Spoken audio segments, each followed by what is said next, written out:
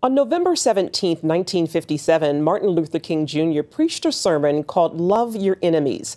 6 months later, he was shot and killed at a hotel in Memphis on April 4, 1968. Today, we celebrate his life, his faith, and his legacy of racial equality. And so many people are living out what he preached, including Joe Bednarski Jr., a former KKK Klansman who turned his life over to God.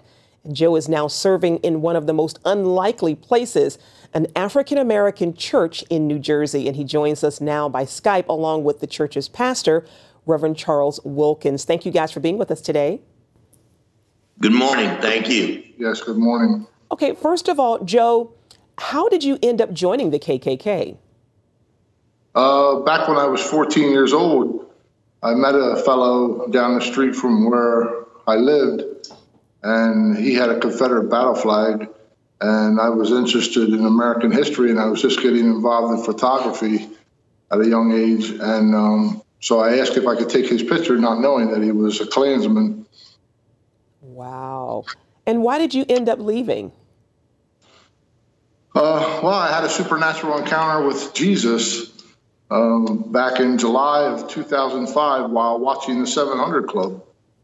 Wow, that is amazing. The 700 Club, that's pretty powerful. And was it hard for you to engage with a group of people that you once hated? Well, God delivered me of the hatred that night. I gave my heart to Jesus. But I tell people, you don't go to bed being a racist and then wake up the next morning singing Kumbaya with everybody. It's a process that I had to learn. I had to learn how to deal with these people on a daily basis. And with God's help, I was able to do so. Powerful. And what does that say? What does that say about the power of love? Well, it's all about the love of God. Darkness cannot exist where there's light. And Amen. Well, you know, President Donald Trump wrote a proclamation honoring Dr. King today. He wrote, "It is not government that will achieve Dr. King's ideals, but rather the people of this great country who will see to it that our nation represents all that is good and true and embodies unity, peace, and justice." Now, the two of you are really living that out. And Pastor Wilkins, were you apprehensive when Joe first joined your church? Of course. I'm not from this area. Originally, I was transferred here from Chicago. And when I came here, it just so happened, I came here in August 20 years ago, August 10th, 97.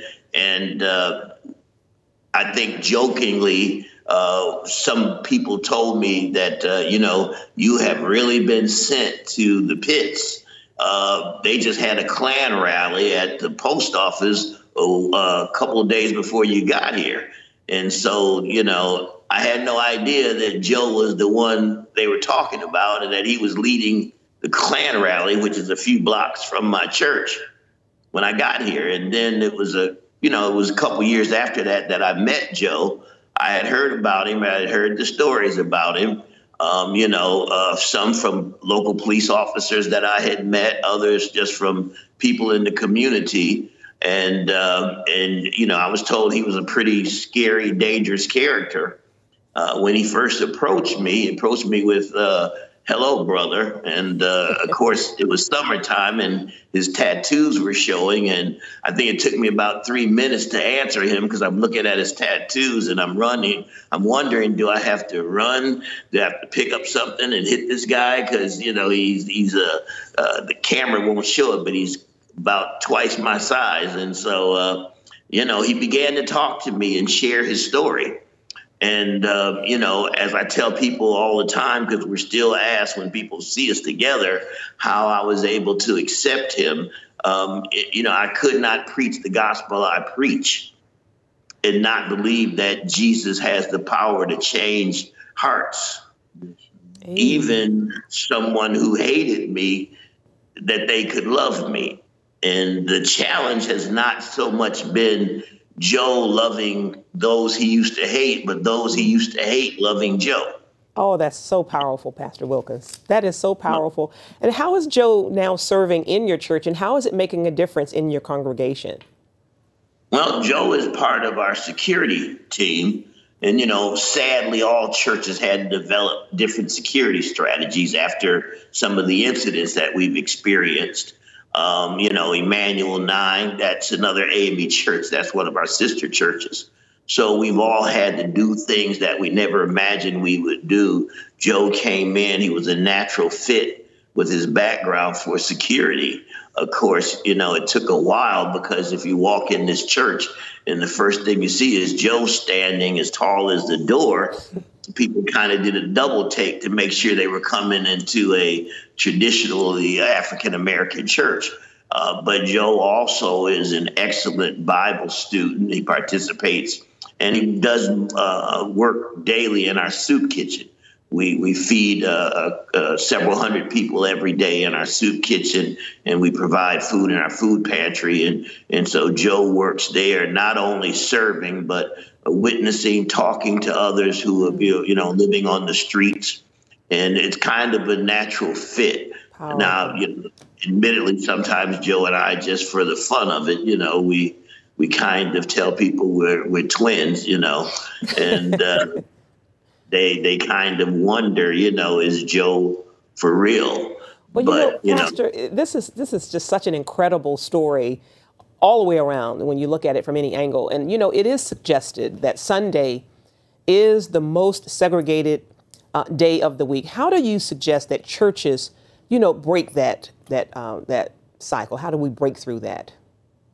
Well, the first thing we do is we got to believe what we preach. I continue to tell my congregation that, God is more interested in our future than in our past.